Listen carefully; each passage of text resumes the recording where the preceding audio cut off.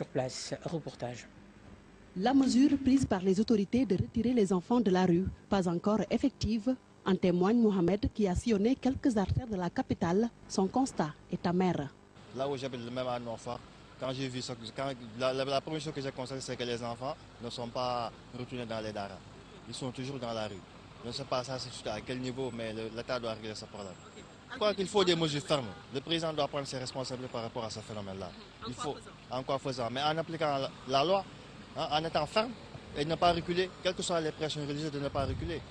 Aux alentours du rond-point Sacré-Cœur, un groupe d'enfants talibés en errance et en quête d'aumône. Certains d'entre eux n'ont pas encore réussi à réunir la somme journalière exigée par le marabout. Moussa et Mohamed Ba se confient.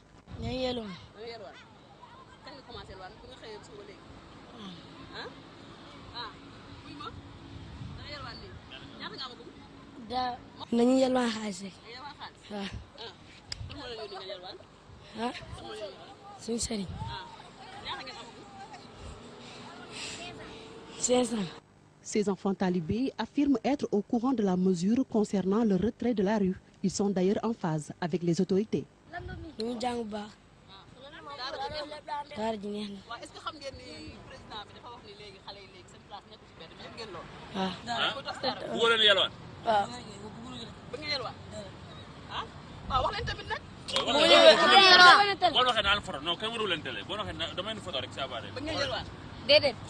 Cette mesure est saluée par tous, mais apparemment son applicabilité pose problème. La balle est maintenant dans le camp des autorités et des parents. Vous l'avez dit sur place, reportage.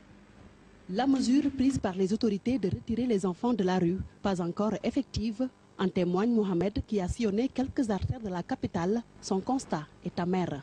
Là où j'habite, même à Nord-Foire, quand j'ai vu ça, la première chose que j'ai constaté, c'est que les enfants ne sont pas retournés dans les daras. Ils sont toujours dans la rue. Je ne sais pas ça, à quel niveau, mais l'État doit régler ce problème. Je crois qu'il faut des mesures fermes. Le président doit prendre ses responsabilités par rapport à ce phénomène-là.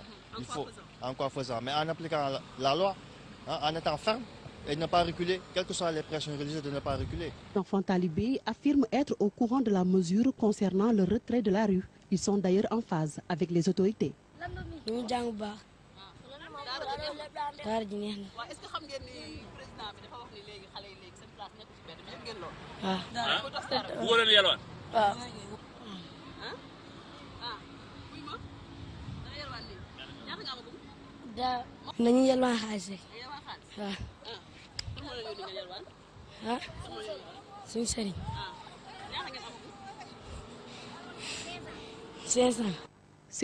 Aux alentours du rond-point Sacré-Cœur, un groupe d'enfants talibés en errance et en quête d'aumône. Certains d'entre eux n'ont pas encore réussi à réunir la somme journalière exigée par le marabout. Moussa et Mohamed Ba se confient.